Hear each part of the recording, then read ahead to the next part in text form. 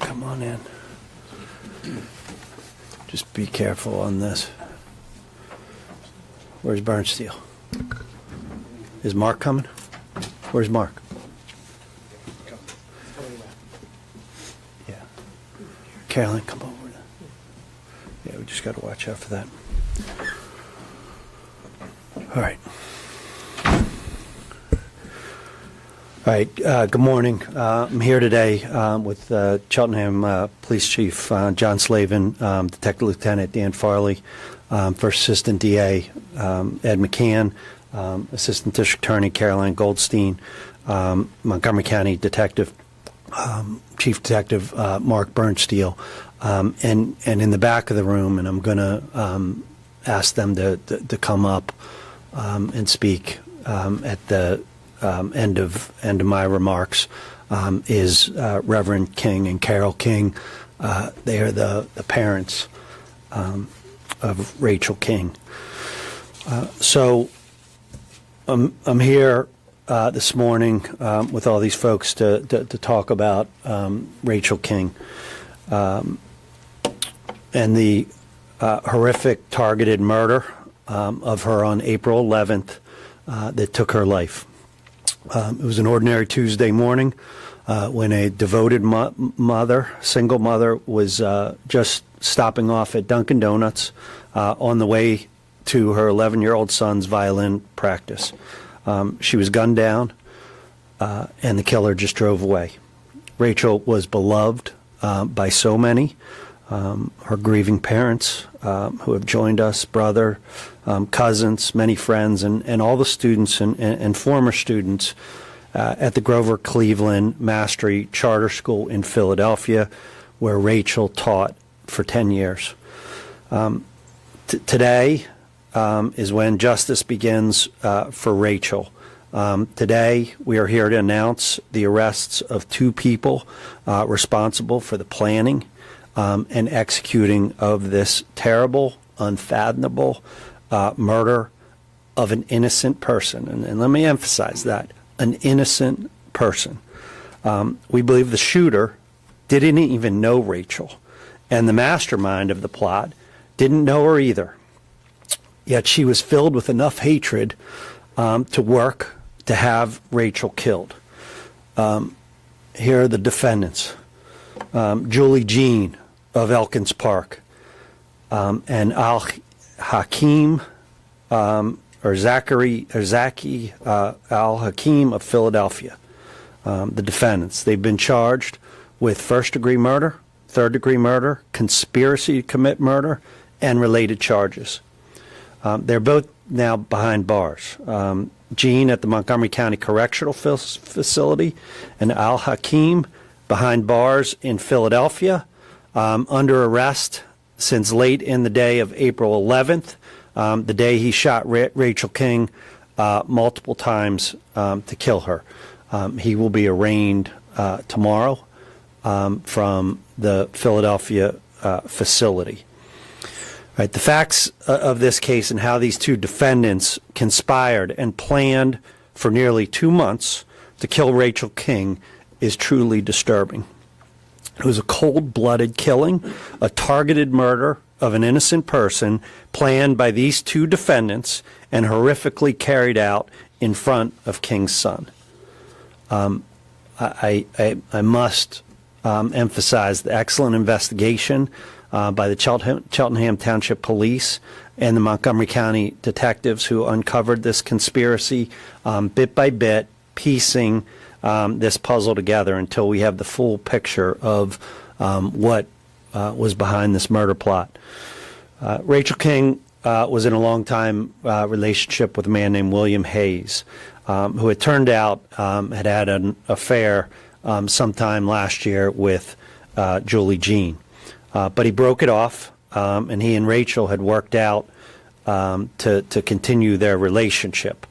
But Jean harassed both Hayes and the victim, watching them, texting them, calling so much that Hayes actually sought court relief, filing and receiving a protection from abuse order on Julie Jean last December, and that was before Judge Dan Clifford here in Montgomery County. Detectives found that in mid-February, the two defendants began communicating by cell phone. Jean knew Al-Hakim, or Zah, in her contacts through the father of her children, who was Al-Hakim's cousin. On February 20th, Al-Hakim saved this Google image to his photos. It's the apartment complex where Rachel and her son lived, with a pin dropped on Rachel's exact apartment and a red arrow showing the route to take to get to the residence. It was a route that Al-Hakim would take a number of times, as we recovered video surveillance that showed Al-Hakim traveled a number of times in the days leading up to the murder, after he obtained a Mercury Sable, which he was driving when he killed Rachel. But I'll talk about that a little bit in a moment. So 6 days after the map is saved to Al-Hakim's phone, cell phone location data and text messages show that the two defendants met up in Philadelphia. And detectives located a single photo of the victim. Now, this is important because Rachel King being displayed on a screen, which through some expert analysis determined that's Julie Jean's cell phone. She's holding up a picture of the victim, Rachel King, that Al-Hakim takes a picture of. Her hand, her phone, showing the victim. This photo was taken at 2:17 p.m. and the screen capture was saved at 2:21 when both of the defendants were together in this display of a number of photos of Rachel. The defendants were also connected through a silver Mercury Sable, and I'll turn to that. Many of you saw this because this is the photo that we put out after the killing of Rachel. And this was driven by the defendant as he followed Rachel from her residence to the Dunkin' Donuts drive-thru, where he exited the vehicle and shot her multiple times. And he left behind 6 9mm fired cartridge casings, or FCCs. This silvery Mercury Sable was purchased on March 30th, less than 2 weeks before the murder, when Al-Hakim and Jean went to the Philadelphia car dealer together. The vehicle was sold for $1,500 and bought in Julie Jean's name, and then Al-Hakim is using it. On April 7th, the same silver Mercury Sable was captured on surveillance video outside a beer store at 5100 North Broad Street, where the victim, James Farrell, was fatally shot multiple times by a man matching Al-Hakim's description. So the Philadelphia murder occurs on the 7th of April. And in that case, the shooter, the defendant, fled in a silver Mercury Sable with a sunroof. And there were 11 9mm fired casings, or FCCs, that were recovered from that murder scene. So our homicide scene and the Philadelphia homicide scene, both the evidence from each of those was entered into our newly acquired NIBIN machine. And as some of you know, because I think a number of you were there when we did the press conference on it, is National Integrated Ballistics Information Network. When I stood with a number of the district attorneys, as well as our high-intensity drug trafficking director in ATF, and what this machine does is it's able to compare a fingerprint or unique markings on these FCCs or the fired casings. To all 6 million FCCs from gun crimes that are stored in this database. Now, this is significant because it's, we have April 7th and we have April 11th. And they're a match. The match was confirmed by physical examination of the FCCs by firearms and ballistics experts from our detective bureau. Further, the firearms and ballistics expert found evidence that the FCCs would be consistent with having come from a privately made firearm, commonly known as a ghost gun. Guess what? We didn't recover the gun, but we recovered a photo that our experts say, and this photo was on Al-Kahim's cell phone and was taken on March 16, 2023. So it's consistent with the gun that was used in both murders. So we announced the acquisition of the Nibin machine, and a lot of you asked the question on whether we had solved the case with us. The answer is yes. And this is the first significant match that has come from this new Nibin system that we have. And it is very significant. And it proves that this machine can help us solve gun crimes and homicides and will help us make a difference in fighting violence in our communities. So Al-Hakim is now facing 2 sets of homicide charges here in Montgomery County and in Philadelphia.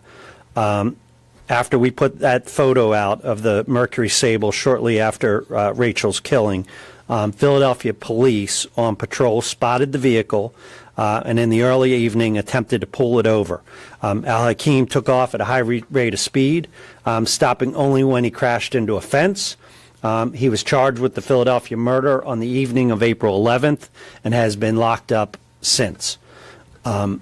That provided us with some time to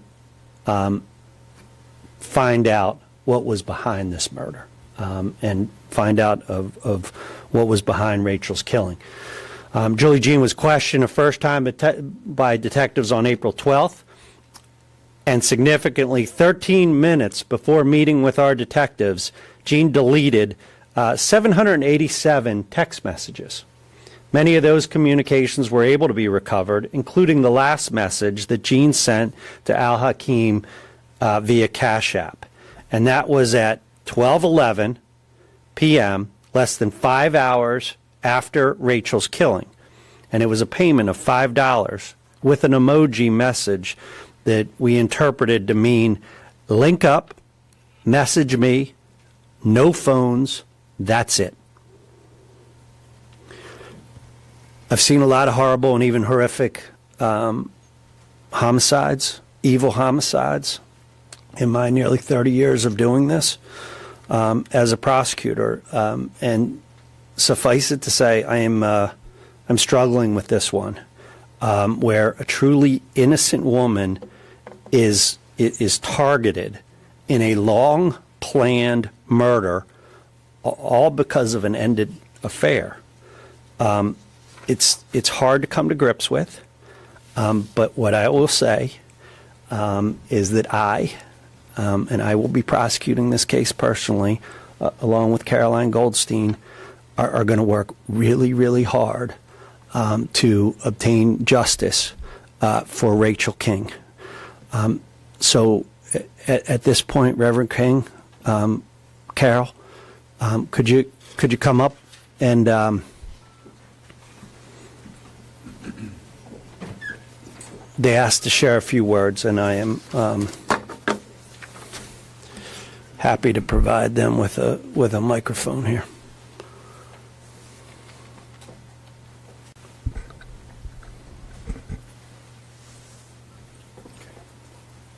Good morning. I'm Carol King, Rachel's mommy. And I just wanted to say a couple of things. One, to thank Detective Henry, who told me on Tuesday morning, "I'm sorry to tell you that your daughter, Rachel King, has been killed." I thank Lieutenant Richards. I'm grateful for DA Steele, Assistant DA Caroline, and all of those in the Cheltenham Police District, those in Philadelphia who also had a hand in helping us. As a family of believers in Christ Jesus, we believe that vengeance does belong to God. Our hearts are hurting, but we also believe this: in time, they will be healed and we will move forward with our grandson, Jalen. We just wanted to have an opportunity to say thank you, because we know the road ahead is not going to be easy, but we believe in the team of people that are here today, and even those behind the scenes that we may never know their names, but they are going to work and bring justice for Rachel Elizabeth King. She may not have been famous, but she was, as her father said, and we agree, she was great. So her memory will never be lost. Thank you so much.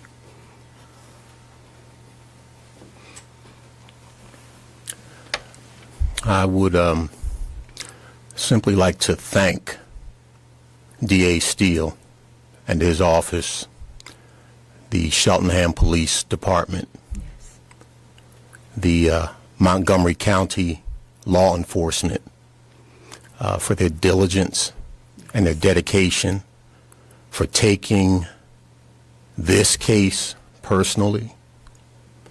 I would also like to thank the Philadelphia Police Department for their collaborative work with Montgomery County. We can't articulate how grateful we are for the work that has been done to this point, and the work that is still yet to be done, that they are committed to doing. Above all, we are in agreement. We want justice done. We want it done swiftly. We want it done accurately. And we want it done fairly. Lastly, I would like to thank all of the people who have been so supportive of our family during this ordeal. Hundreds upon hundreds of people who have prayed for us, prayed with us. People, some we know, some we do not know, some we may never know, and yet they've been supportive of us. Our family will continue to pray for law enforcement, that the job that they do will be done with precision, and we have every confidence that that will indeed take place in this case. We have every confidence of that taking place. Again, we thank you, one and all. Thank you. Thank you,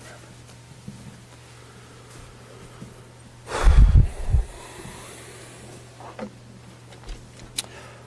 Okay, we'll take questions. Is it accurate to say Al-Hakim was hired? This is a murder for hire? Look, all the evidence in this case points to the beginning of a relationship between these two in February. Lots of contact.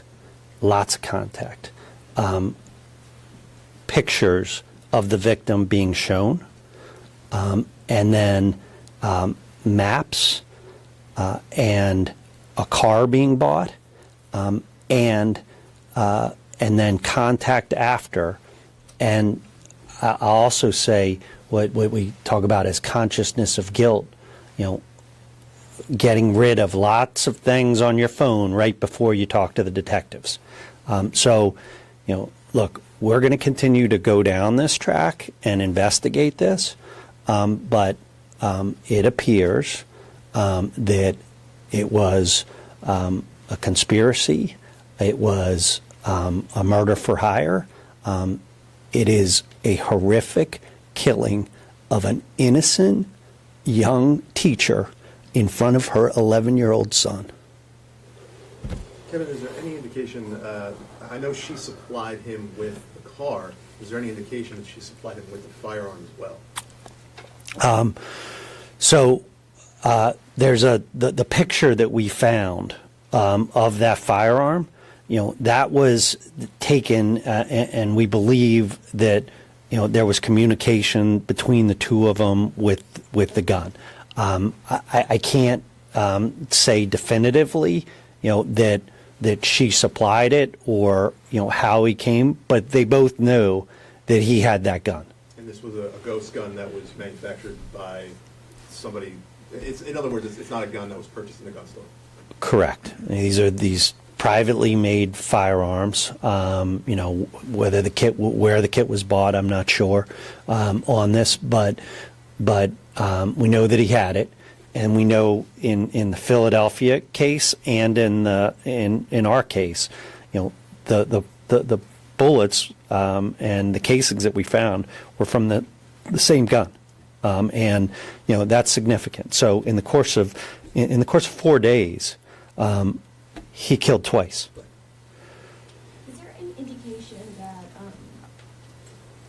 the woman accused made any threats directly to King or Haynes? And you said that she was arresting them for months before they put that protection order? Yeah. So what we know is that she, from the protection from abuse order, on at least one occasion, she was sitting outside of Rachel's home and watching her. And this harassment, is kind of laid out in the protection from abuse order that Mr. Hayes got on her, where she's contacting repeatedly, knocking on windows, doing a number of actions that seemingly set this course of what she did, and again, all the evidence points to them, the two of them working on this together, providing photos, providing buying the car in her name. He likely paid for it, but it was in her name. So that's some of the things that we have in it. Was Rachel also included on this protection from abuse order, or was it just Hayes? Hayes and his children, and part of it and part of the facts behind it were the harassment also of the victim, Rachel. So that time when she was, the defendant was outside, sitting in front of her house, were they taken to court for that at all? Were police called, involved? I don't know that police were called at that point. Not that I'm aware of, but it's outlined in the protection from abuse allegations that were given, and then a judge, gave the order. So, I don't know all the specifics of how that came in, but we have, an order that was done in this case. Jim. I'm not asking for specifics, but just in general terms, how's her son doing? So the Kings and I have spent some time together. I think this is going to be a long road, and that little boy was a witness, to his mom's murder. So I said it before. I'm thankful for our Child Advocacy Center, Mission Kids. I know that they are committed to continuing to help, and we're going to try to make everything we can available to him. But we got a road to justice ahead of us, and he's a part of it, and that's going to be difficult.